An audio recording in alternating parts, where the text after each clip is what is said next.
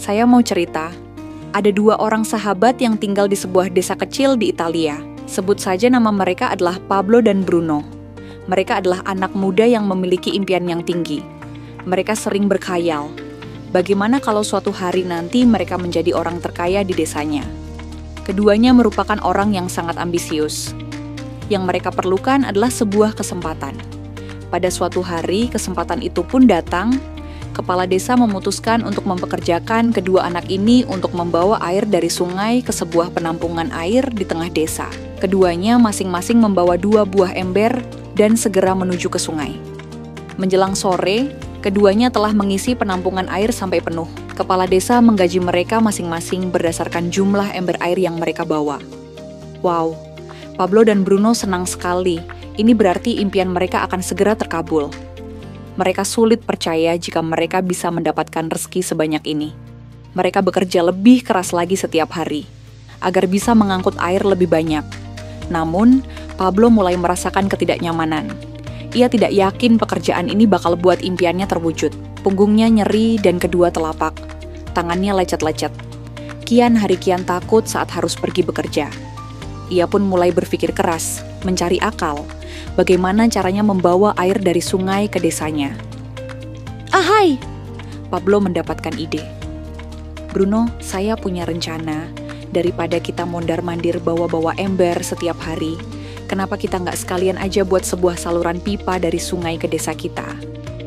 Saluran pipa? Ide dari mana itu? Seru Bruno.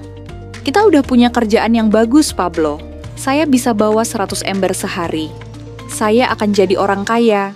Di akhir minggu, saya bisa beli pakaian baru. Pada akhir bulan, saya bisa beli seekor sapi. Dan pada akhir tahun, saya bisa bangun sebuah gubuk baru.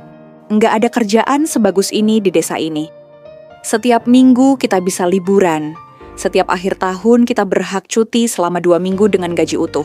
Kita akan punya hidup yang layak, jadi buang jauh-jauhlah pikiran untuk bangun saluran pipa. Tapi Pablo tidak putus asa. Ia akhirnya memutuskan untuk bekerja paruh waktu. Ia tetap bekerja mengangkut ember-ember air. Separuh waktunya, serta di akhir pekan dia luangkan waktu untuk bangun saluran pipanya.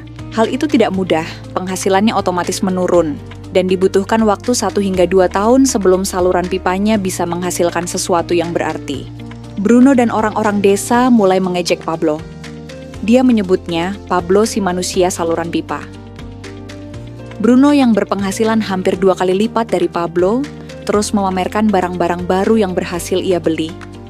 Sapi, keledai, pakaian, sepatu baru, gubuk bertingkat 2, Bruno bisa makan mewah di kedai. Orang-orang di desa menyebutnya Tuan Bruno. Sementara Bruno berbaring santai di sore hari pada akhir pekan, Pablo terus saja menggali saluran pipanya. Pada bulan-bulan pertama, Pablo memang tidak bisa menunjukkan hasil dari usahanya. Pekerjaannya memang sangat berat, bahkan lebih berat daripada kerjaan Bruno. Kenapa? Karena Pablo juga harus bekerja pada malam hari. Demikian pula di akhir minggu. Tapi Pablo selalu mengingatkan pada diri sendiri bahwa impiannya dibangun berdasarkan pada perjuangan yang dilakukan hari ini.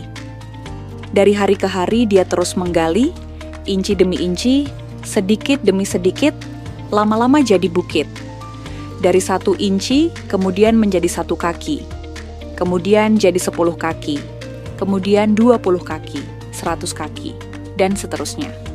Bersakit-sakit dahulu, senang-senangnya kemudian. Demikian dia terus menyemangati dirinya sendiri. Sepulang kerja, tubuhnya lelah sekali. Fokus pada hasilnya, kata-kata itu terus ia ulangi. Dalam hati setiap hari saat dia pergi tidur. Sementara dari bar di desa itu terdengar gelak tawa mengirimnya ke alam mimpi. Ayo fokus pada hasil akhir. Hari berganti bulan, saluran pipanya sudah setengah jadi. Saat beristirahat, Pablo melihat dari jauh sahabatnya Bruno, yang terus saja mengangkut ember-ember. Bahu Bruno tampak semakin lama semakin membungkuk. Dia menyeringai kesakitan, langkahnya semakin lamban akibat kerja keras setiap hari. Dia semakin jarang bersantai-santai di tempat tidur gantungnya. Dia lebih sering terlihat di bar, duduk dengan wajah letih dan murung. Saat pengunjung bar melihat Bruno, mereka saling berbisik. Hei, ini dia Bruno si manusia ember. Dia lebih suka duduk sendiri di sudut yang gelap ditemani botol-botol kosong di sekelilingnya. Akhirnya saat-saat bahagia Pablo pun tiba. Saluran pipanya sudah rampung. Orang-orang desa berkumpul saat air mulai mengalir dari saluran pipanya menuju ke penampungan air di desa. Sekarang desa ini sudah bisa mendapatkan pasokan air bersih secara tetap. Pablo tidak perlu lagi membawa-bawa ember. Artinya, airnya akan terus mengalir, baik dia sedang bekerja maupun tidak. Air itu mengalir saat dia makan, saat dia tidur, air itu mengalir di akhir minggu ketika dia asik bermain. Semakin banyak air yang mengalir ke desa itu, semakin banyak pula uang yang mengalir ke kantong Pablo. Apa moral dari cerita ini? Pertanyaan yang paling penting untuk kita renungkan adalah, siapakah Anda? Seorang pembawa ember atau seorang pembuat saluran pipa? Apakah Anda hanya mendapatkan penghasilan jika Anda datang ke tempat kerjaan seperti Bruno pengangkut ember? Atau Anda termasuk orang yang bekerja hanya sekali saja, kemudian Anda dibayar terus-menerus, seperti Pablo pembuat saluran pipa? Jika Anda termasuk orang kebanyakan, itu berarti Anda bekerja dengan menggunakan pola pembawa ember. Anda membarterkan waktu untuk mendapatkan uang. Maksudnya, bekerja 1 jam dibayar per jam. Bekerja 1 bulan dibayar per bulan, bekerja setahun dibayar per tahun. Masuk akal kan? Masalahnya, dengan sistem pembawa ember, masuknya uang akan berhenti saat kita berhenti bawa ember. Artinya pendapatan kita hanya sementara alias tidak langgeng. Kalau di suatu pagi Bruno bangun dan punggungnya terasa sakit, sehingga dia tidak bisa bangkit dari tempat tidurnya, berapa uang yang akan dia dapatkan hari itu? 0 besar.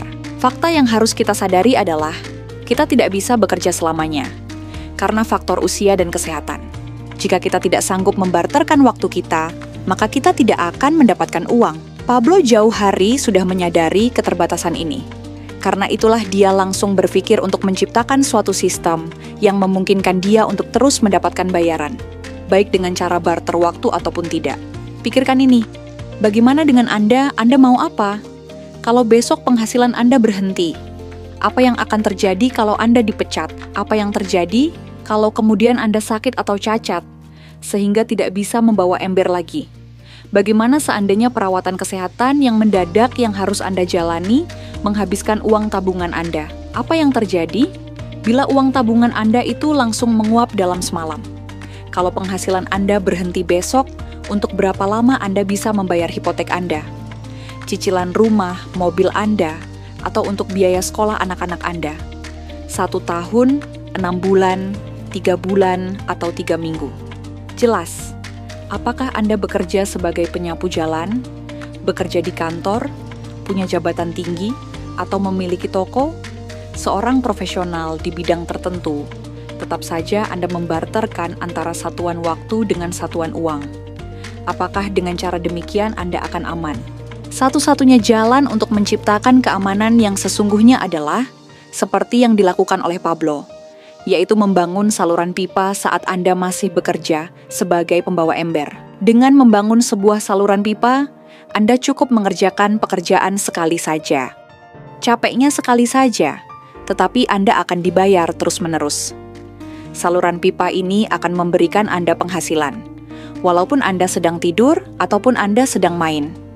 Penghasilan ini juga akan terus Anda peroleh setelah Anda pensiun, pada saat Anda sedang sakit ataupun cacat sehingga tidak bisa bekerja, dan juga dalam situasi darurat.